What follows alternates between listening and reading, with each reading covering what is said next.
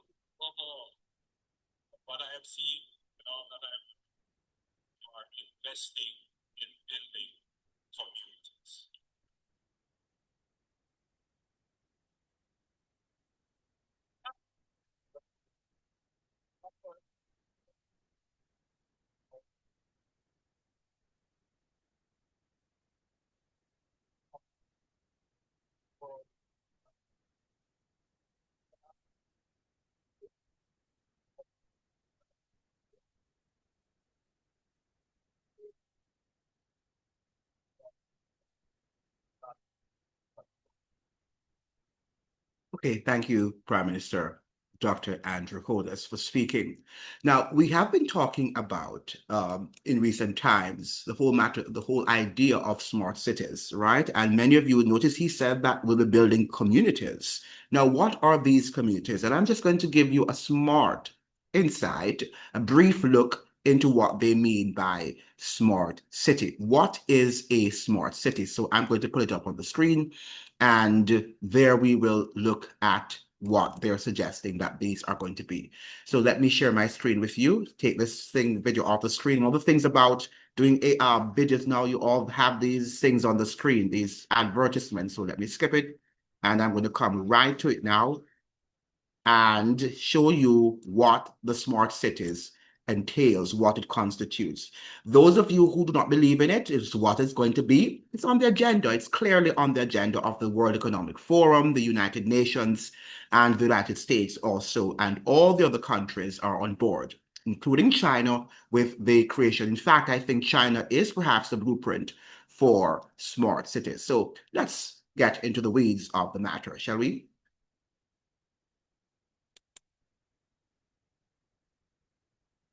Chances are smarter, but government on the globe are technology just about every aspect of its operation. And I mean every part, including public transportation, hygiene, connectivity, water and power supply, urban government, independent organization. And it does this using every buzzword imaginable, from data to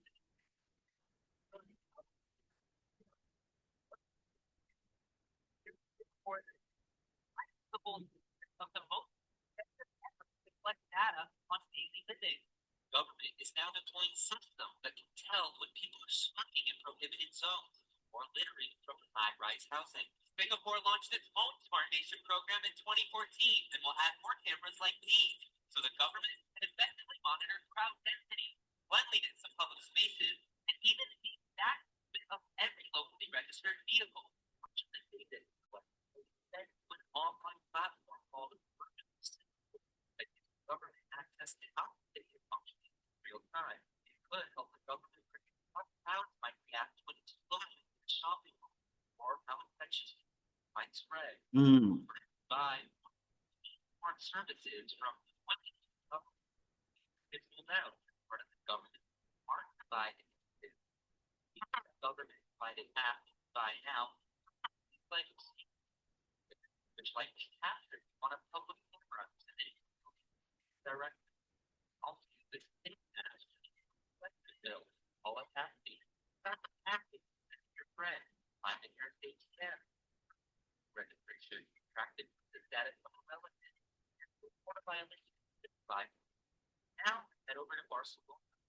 One firm estimates that dollars a year costs installing smart systems like number one, smart street lights, public lighting that adapts to how that brightens up with sensor and motion.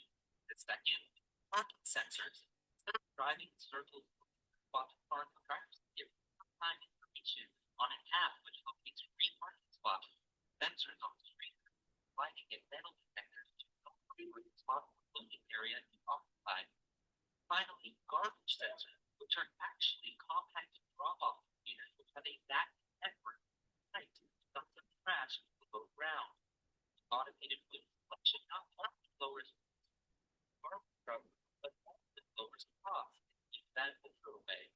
Charter research estimates that by 2021, to save nearly $1 billion by making their cities smart. But of course, money, sometimes you have to spend it first. The global smart city market is estimated to attract $16 billion by 2021, and that's just for software. So now companies from Microsoft and Cisco are bidding for a piece of it. In Singapore, up to Saidi, Okay, so this is all about money, and that is why Dr. Andrew Holness suggested that is why Dr. Andrew Holness suggested that, once you have the land, the resources, finances, and then he said what? Political will. In his speech, if you remembered, that is what he was implicating, he was implying. Okay? Now, this is something very interesting and something that we have to watch very closely in light of what we're hearing, we're seeing. Every day they're talking about these third country nationals and the deportees. Now, why are they going through cities or through communities? And that is what Andrew Holness is suggesting, that Guyana is building communities. Communities for whom? And that's what we have to ask. So this afternoon, we're discussing a story. that on the surface appears to be about housing. But when you start connecting the dots, it raises much bigger questions about migration, technology, governance, sovereignty, and the future of the Caribbean. Recently, Jamaican Prime Minister Andrew Holness visited Guyana and praised the country's ability to rapidly build homes. According to Holness, projects that might take years because of bureaucracy can be completed in just months in Guyana.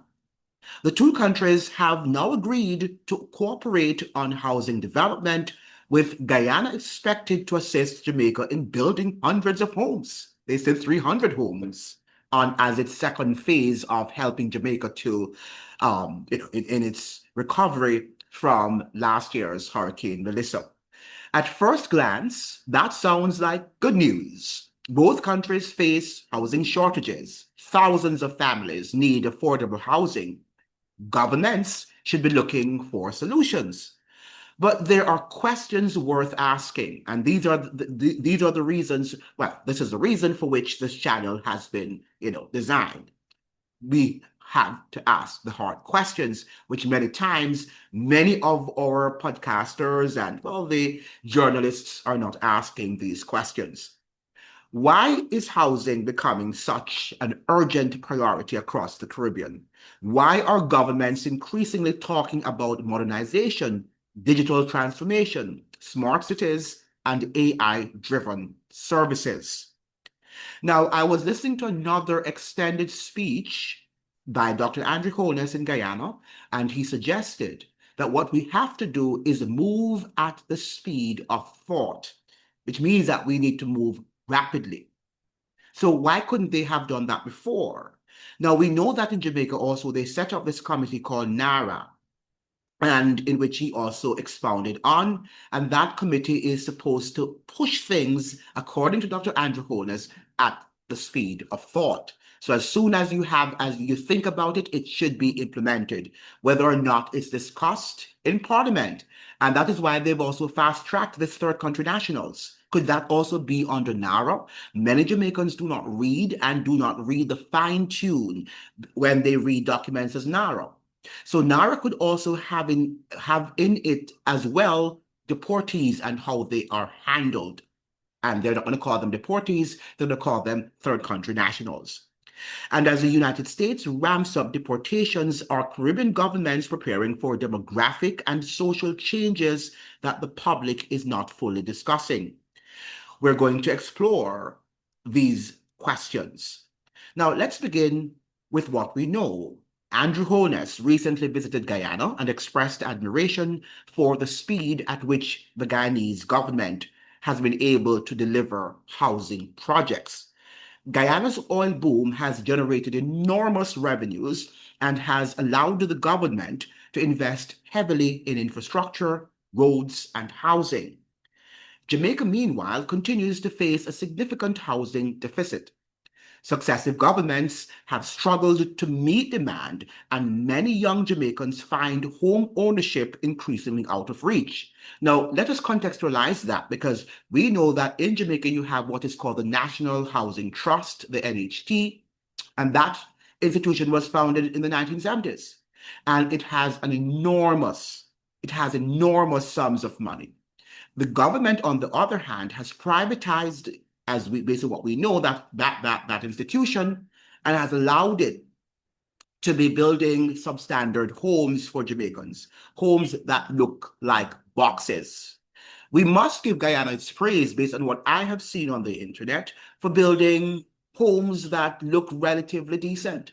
In Jamaica, the homes that they're building are boxes, and they're unacceptable, and they should be knocked down, and homes that look strong and robust should be built for Jamaicans, since that institution, the NHT, which Prime Minister Michael Manley founded, and if he were to come back to Jamaica right now, if he were to visit, if he were to come back to life, then he would be saying, what is happening? What is happening? An institution that he built, and of course his administration built, for the building of homes for poor Jamaicans, needy Jamaicans. We find now that that institution is more like a private institution where the IMF can go and take billions and, and do with it whatever it wants to. And then the government turns around and tell us that they're building and they're building. Building. If you look at Dr. Andrew Holness's home, and Dr. Andrew Holness is coming from the bowels of the working class, and you look at the mansion that he has in Beverly Hills of Jamaica, but he's building some boxes for Jamaicans to dwell in. And then they talk about climate change. Now, do you think those prefabricated homes are going to withstand the vicious assault of a hurricane or an earthquake? I don't think it's going to do so. But that is what Andrew Holness has done, because the people of Jamaica, to him, in his eyes, are inferior, and he doesn't care. It's all about finances, increasing finances for the oligarchs. Isn't that so? So on one level, cooperation between Jamaica and Guyana makes perfect sense. If Guyana has developed techniques or processes that allow homes to be built faster and cheaper, then Jamaica can learn from that experience. There is nothing unusual about countries sharing expertise, but this is where the discussion becomes interesting. Over the past several years, Caribbean governments have become increasingly concerned about migration and deportation policies coming from the United States. Thousands of Caribbean nationals have been deported over the decades. Depending on future U.S. immigration policies, those numbers could increase. If deportations rise significantly, governments will face important challenges. Where will people live? How will they integrate into society? What jobs will be available? And they're already telling us about AI. How will housing demand be affected? Now, to be clear, there is no public evidence that the Jamaica-Guyana housing agreement is specifically designed for deportees, even though that is strong. I think based on what we're seeing, where are they going to be housed? People have been asking that. So we know that they will have to fast track some sort of housing based on what they're saying. Think about Jamaica, getting 10,000 deportees from the United States. It will have to fast track some housing. That is not what is being claimed here. However, it is reasonable to ask whether governments are preparing for multiple future pressures at the same time. Housing shortages, population growth, urbanization, migration, climate-related displacement, and the potential increases in deportations. Good governments plan ahead, but are they really good governments? The question is, what exactly are they planning for? And in whose interest? This brings us to smart cities. Across the world, governments are investing in smart infrastructure, digital identification systems, AI-assisted public services, integrated transportation networks, and we saw what is happening in cities like Barcelona, among other cities, Singapore, digital payments, electronic records, data-driven governance. Supporters argue that these systems make government more efficient. Critics worry about privacy, surveillance, and excessive centralization of power. I understand that they have these sophisticated cameras that they can actually look right inside your walls, right? So whatever you're doing, and if you're shacking up, they can see everything that you're doing in your home. This is the direction in which the world is heading. The Caribbean is not isolated from these trends. Governments throughout the region are discussing digital transformation. International organizations are encouraging digital governance initiatives. Technology companies see Caribbean as an emerging market, and leaders increasingly speak about creating modern, connected societies. The question is not whether technology will arrive, it already has. It already has. And for those of you who think that these are just conspiracies and you're not looking at what is happening in your community, in your neck of the woods, then you are going to be enslaved. You are on the road. You are on the road of being enslaved. Okay? The real question is how it will be used. And we saw how it was used during the pandemic. Will these systems empower citizens, or will they primarily empower governments and corporations? For small Caribbean nations, sovereignty has traditionally been discussed in terms of political independence. But in the 21st century, sovereignty may involve something much broader. Who controls your data? Very important that you understand that. Who controls your communications? Who controls your financial systems? Who designs your digital infrastructure? These are things that the Constitution never spoke about or never spoke to because they were not living in that digital era. Who owns the technology that citizens rely on every day? These questions become even more important as AI becomes more powerful. Many Caribbean countries do not produce these technologies. Instead, they import them, whether from the United States or from China. You will be controlled. That creates new dependencies. Just as earlier generations debated economic independence or economic dependence, today's generation may need to think about technological dependence or technological independence. Independence, because we are independent. We depend on them for everything, and we think we're free. Can a country truly be sovereign if its critical digital systems are controlled elsewhere? That's a question every Caribbean nation will eventually have to answer. So this afternoon's discussion is not simply about houses. It's not simply about deportation.